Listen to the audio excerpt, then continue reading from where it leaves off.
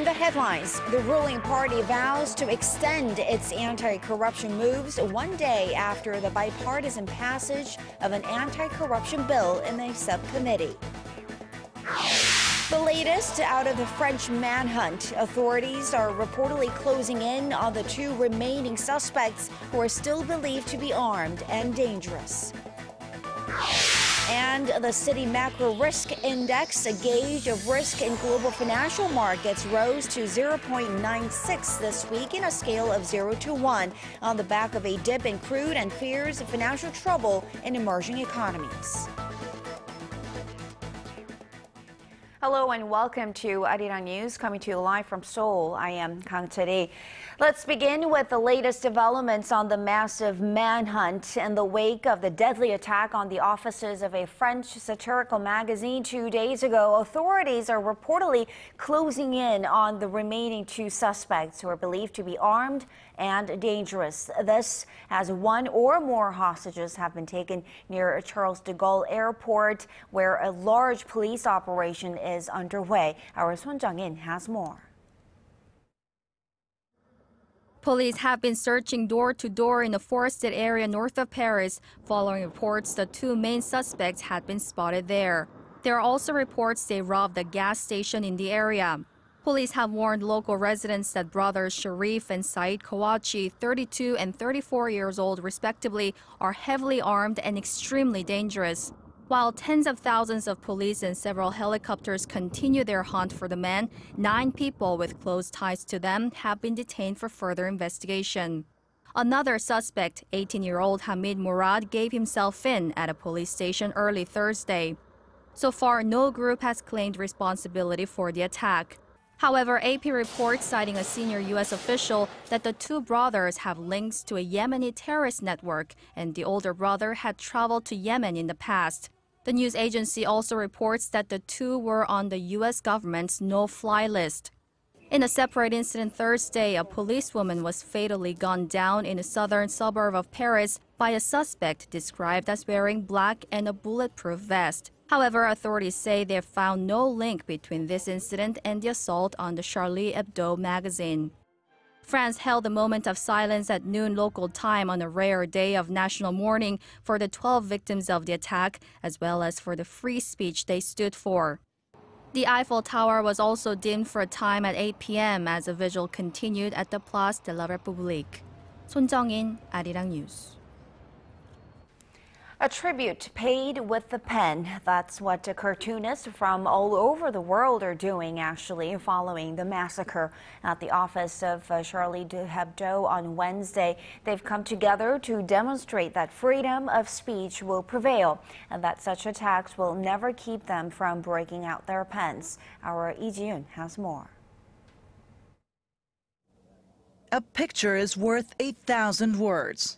French leading broadsheet Le Monde posted an image that says wholeheartedly with Charlie Hebdo and promised to do all it can to keep the tragedy-stricken magazine up and running. Australian cartoonist David Pope's image went viral on social media. His image shows a gunman standing over to a dead cartoonist and justifying his action by saying he drew first. Pope says nothing justifies the brutal and shocking massacre. Many of the cartoons spoke on behalf of the victims and stood up for free speech. The Telegraph's cartoonist Christian Adams was one of them. His published product shows no illustration and is titled Extremist Approved Cartoon. This one is by an American political cartoonist Rob Torno. It shows sharpened pencils and pens being pointed against their attacker. Torno wrote a commentary on the massacre, saying the cartoonists at Charlie Hebdo gave their lives to advance freedom of expression. French London-based illustrator Lucille Clark's image shows the solidarity of her colleagues. This image was liked over 82,000 times on Instagram. Posting the image, Clark writes, "Break 1,000 will rise." Just like that, cartoonists from all over the world mourn the deaths of their fallen colleagues, but promised not to back down in the face of violence. Lee Ji-yoon, ARIRANG News. Korea is moving one step closer to becoming a more transparent society. Korea's ruling party is promising stronger anti-corruption measures one day after an anti-corruption bill has passed a subcommittee at the National Assembly. Our Park Ji-won reports.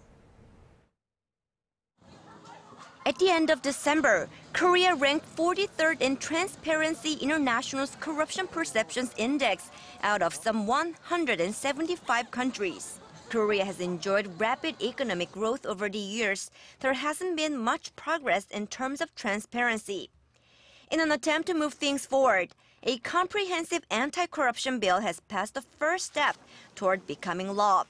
A subcommittee of the parliament passed the anti-corruption bill on late Thursday, 17 months after it was first introduced. The so-called Kim Young-nan bill, named after the former head of the Anti-Corruption and Civil Rights Commission, aims to strengthen punishment for public officials that are found to have taken bribes. One of the most noticeable provisions of the bill is that public officials will face criminal charges when caught taking money or valuables worth more than 1 million Korean won, or some $900. The bill extends to public officials and their families, ranging from government officials and those at state-funded agencies, and even to private school teachers and media workers. It is estimated that some 18 million people will fall under the bill's purview. Both political camps welcome the development. Ruling Saenuri Party floor leader Lee Wan-gu said Friday the law would provide an opportunity for Korea to build a cleaner society. The ruling party also vowed to expand the scope of a special inspection bill for high-ranking officials. Floor leader of the main opposition New Politics Alliance for Democracy, Woo Yoon-gun, also welcomed the bill, saying it will help lay the groundwork for a transparent society. The bill could pass the Assembly's plenary session as early as Monday, and once passed, the law could be implemented by January next year. Park Ji-won, ARIRANG News. President Park Geun-hye's chief of staff has apologized for the recent document leak at the presidential office. Speaking before the National Assembly, Kim Ki-chun said he feels responsible for the scandal, which centered around allegations that President Park Geun-hye's former aide had been meddling in state affairs. Kim said he should have taken action right from the start of the scandal, which stirred for months. He added he will step down from his post once he wraps up all his duties related to the probe. Senior Presidential Secretary for Civil Affairs Kim Young-han was also called in to attend Friday's session at the parliament, but refused to show up despite orders from the presidential office to appear.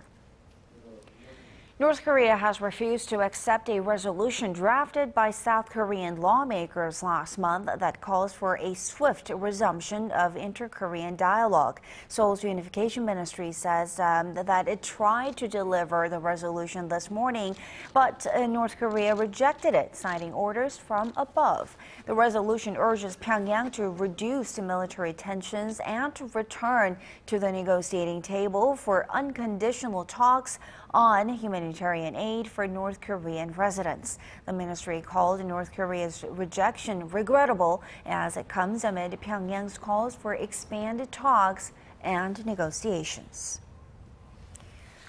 There's fresh evidence that North Korea is able to, or very close to, having submarines capable of firing ballistic missiles. Because the submarines can stealthily glide underwater, such upgrades would pose a significant security threat to South Korea, Japan, and even the U.S. Kwon Soo-ah reports.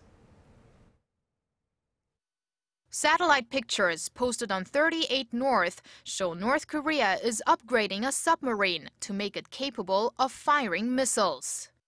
The U.S.-based website devoted to analysis of North Korea says a rectangular opening around 4 meters long and 2 meters wide can be seen on the submarine, which sat in the North Simpo South shipyard at the time the photos were taken. Satellite imagery analyst Joseph Bermudez says the hole probably contains launch tubes that could fire up to 2 missiles. Once the process is complete, the ship may then be tested for land attack missile technology. If the analysis turns out to be correct, then North Korea's submarine development has taken a significant stride forward, posing a bigger threat to South Korea, Japan, and U.S. bases in the region, given that submarines are much harder to detect than other pieces of military hardware. It would also mean a whole new level of missile defense planning for nations at risk. However, experts believe North Korea still lacks technological experience, and constructing missile-capable ships would be expensive and very time-consuming. Although there appears to be no immediate threat, satellite imagery also showed workers moving around the shipyard's facility over the past 6 months. This raises concerns Pyongyang is actively working on a possible naval construction program. Kwon So-ah, ARIRANG News. Where is North Korea headed with its nuclear program, and what should the U.S. do about it? For an expert's view, our Hwang Sung-hee spoke with Joe Witt, senior fellow at the U.S. Korea Institute at SAIS, who currently runs the 38 North website and served as an official at the U.S. State Department for 15 years. Have a look. So in his New Year speech, Kim Jong-un expressed his desire to mend ties with South Korea. He even suggested an inter-Korean summit. But at the same time, he made clear he has no plans to end Pyongyang's nuclear program and demanded an end to joint South Korea-U.S. military exercises. So how do you assess his speech? Well, I think it would be right to be very cautious in our assessment of what he said. He did offer that olive branch, but there are a lot of conditions that are attached. And the bigger issue here is that there's not going to be any resolution to the nuclear problem without an active American involvement in solving this whole problem. And right now, the U.S. administration really isn't involved at all. In less than 2 months, South Korea and the U.S. will be conducting their joint military drills. If the Koreas don't make any progress by then, do you expect to see North Korea launch another provocation? Once again, you're asking me to make a prediction, and so what I would say is that at the moment, there is no sign, at least, of preparations for a long-range missile test or even a nuclear test. Whether they would launch other types of provocations, I really don't know, but I would point out that experts repeatedly predict provocations and are wrong most of the time. So given North Korea's steady progress in building up its nuclear capabilities, what steps should the United States and its allies take this year to cope with Pyongyang's nuclear threats? Well, I think it's very clear, at least to me, that American policy is in disarray, and our coordination with South Korea in order to have the maximum effect on the North is not very good. So the first step here is that in Washington, we need to conduct a full-scale review of American policy towards North Korea.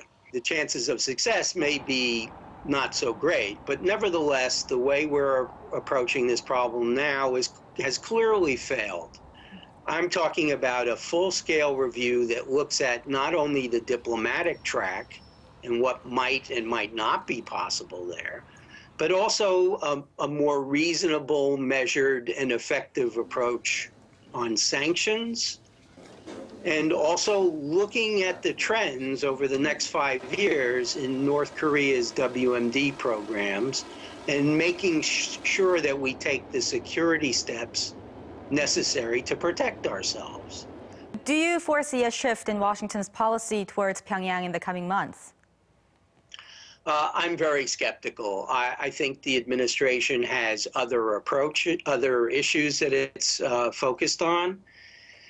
And also, I think the administration has basically given up on trying to deal with North Korea, aside from occasionally slapping sanctions on Pyongyang. So I'm very skeptical about that. Nevertheless, one way of perhaps encouraging Washington to shift would be for South Korea to take a greater role in pushing the Obama administration to become more active. I know a number of us were hoping for that when President Park was elected, but that hasn't happened so far. And without an active American involvement in dealing with North Korea, I'm very skeptical South Korea can get very far, particularly on the issues that at least we care about, which is the security threat posed by North Korea. Thank you, Mr. Wi, for your time today.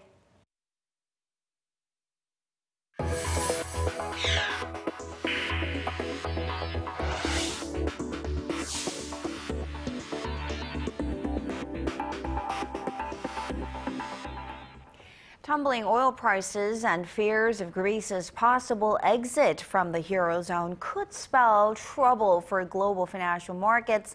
An index that measures risk aversion in markets around the world has soared to levels not seen since the 2008 global financial crisis or the U.S. credit rating downgrade back in 2011. Kim Min-ji reports.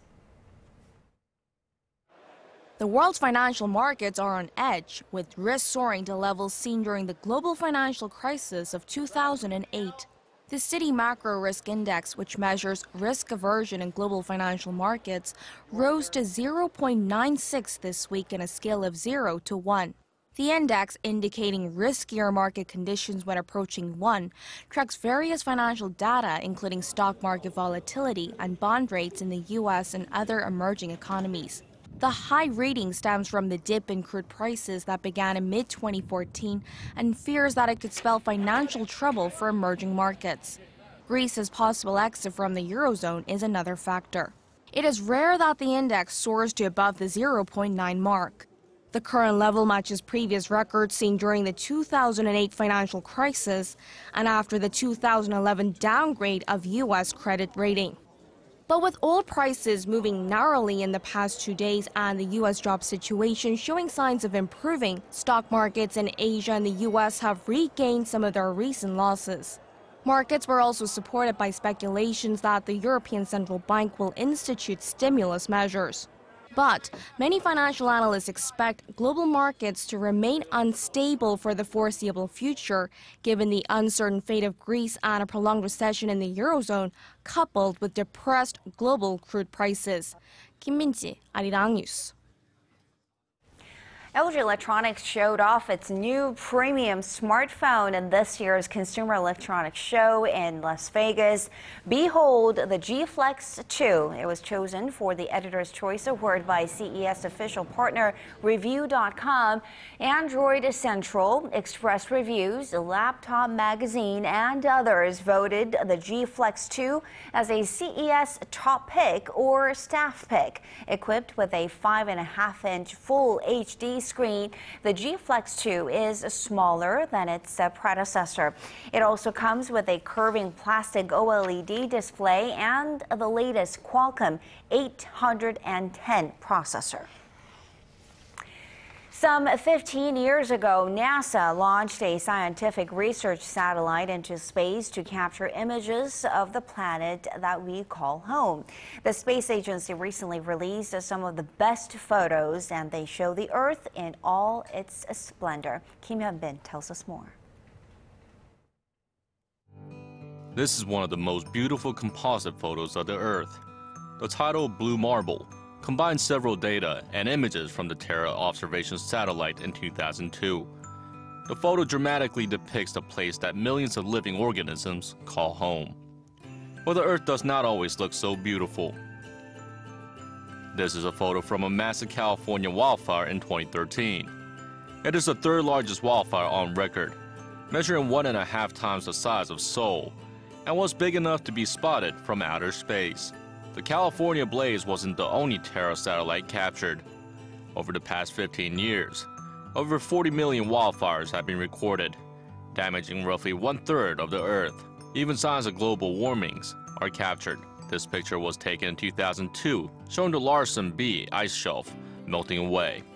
This gigantic shelf is 5 times the size of Seoul, but in a matter of seconds, it breaks apart. Scientists say it shows the severity of climate change.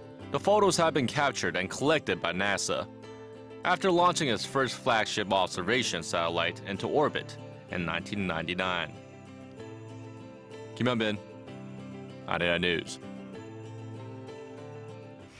For more than 20 years now, a city in the mountains of Gangwon-do province in Korea has hosted a snow festival.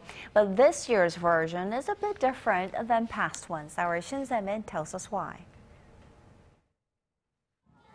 There is a 100% chance of snow for the mountainous area of Taegwallyeong. Tourists from all over have converged on the town, one of the biggest snow festivals Korea has to offer. Located in the northeastern province of Gangwon-do, the festival features intricate sculptures carved out of ice and snow, drawing visitors and turning the frigid temperatures into an energetic adventure. Gliding down a frosty slide, speeding on an ice sled pulled by parents, and riding a tube through the winter wonderland, these are just a few of the attractions.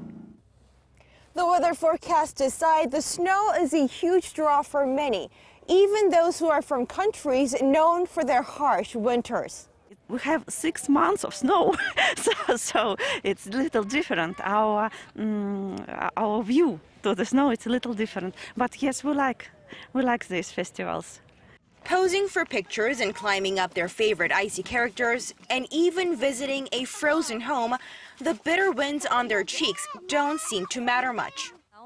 We didn't get much snow in our hometown this year, but having my children out to see the igloos they read about in books and giving them a sense of where the next Olympics will be held is educational. Looking ahead to the 2018 Winter Olympic Games in Pyeongchang, there are more winter activities to offer this year. But this fluffy snow and fun won't last for long, so better make plans to come out sooner rather than later. Shin Se-min, ARIRANG News, Pyeongchang.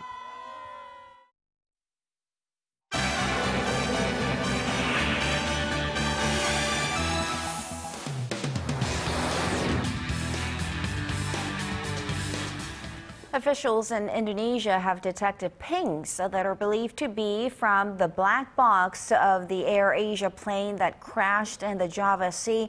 And Paul Lee is joining us from the news center to tell us more. Paul, this jetliner filled with passengers and crew went down nearly 2 weeks ago. What's the current situation on the recovery operation? Well, a team of elite divers has begun the operation to raise the tailpiece of the AirAsia plane on this Friday.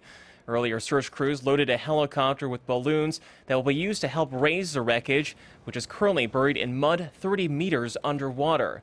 Despite the challenges, Indonesia's Chief of National Search and Rescue expressed confidence in retrieving this crucial piece of the passenger jet.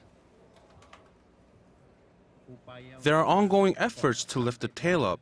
At this moment, divers are tying the tail with straps, and then we will try to lift it using 2 methods, the floating balloon combined with cranes.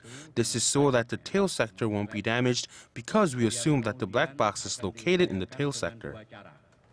And a transport safety investigator told Reuters that locator beacons had detected pings from the black box. However, the exact location of the voice and flight data recorders remain unclear at this time. So far, small debris and 48 bodies have been recovered, mostly from the water's surface. AirAsia Flight 8501 was carrying 162 people on board when it lost contact en route from Surabaya to Singapore. And turning to Thailand, the country's parliament has begun an impeachment hearing against former Prime Minister Yingluck Shinawatra. Thailand went through a lot, intense political turmoil, even a military coup last year. Now, what is this former head of state being accused of now? Well, the embattled ex-Prime Minister Yingluck Shinawatra is facing charges related to abuse of power, which led her to being removed from office last May. In her opening statement on Friday to the military-appointed National Assembly, Yingluck denied all the allegations made against her. I've been impeached 3 times. The first time was a result of the dissolution of the House of Representatives. The second time was by the verdict of the Constitutional Tribune. And the third time was by the National Council for Peace and Order. All of the impeachment actions have been done. I don't see any reasons left on which to be impeached further. Thailand's first female prime minister has maintained her innocence in a national rice subsidy scandal that cost the country billions of dollars in losses.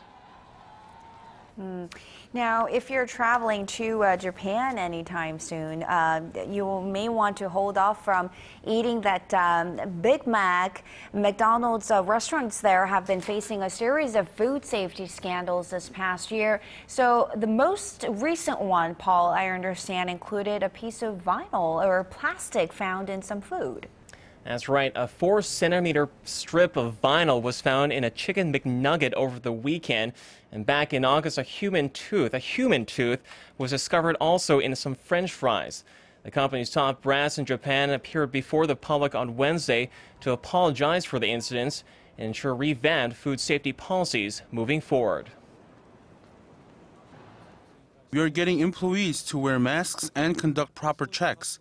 By doing that, we are looking to make sure that things that shouldn't happen don't. McDonald's has been dealing with other problems such as a potato shortage and falling sales across Japan. It's all causing investors as well as consumers to lose faith in the Golden Arches. And finally, in China, J.C. Chan, the son of Kung Fu actor Jackie Chan, has been sentenced to 6 months in prison for drug charges. Give us the details on this case. Well, the younger Chan, a 32-year-old, was formally charged last month with the crime of sheltering others to take drugs after he himself tested positive for marijuana. His trial and his final sentence was handed down in less than 3 hours. However, many people on the streets of Beijing said they felt Chan's sentence was too lenient. Celebrities are representatives of society and can be a person's role model. Everyone looks to them. I think the punishment for celebrities should be a bit more serious. That way, it serves as a warning to people like us who look up to them. Last month, state media reported that Jackie Chan felt ashamed of his son's drug abuse and hopes that one day that JC will speak out about the dangers of taking drugs. Charity? All right, Paula, let's leave it there. Thank you so much, and we'll see you again in Primetime News.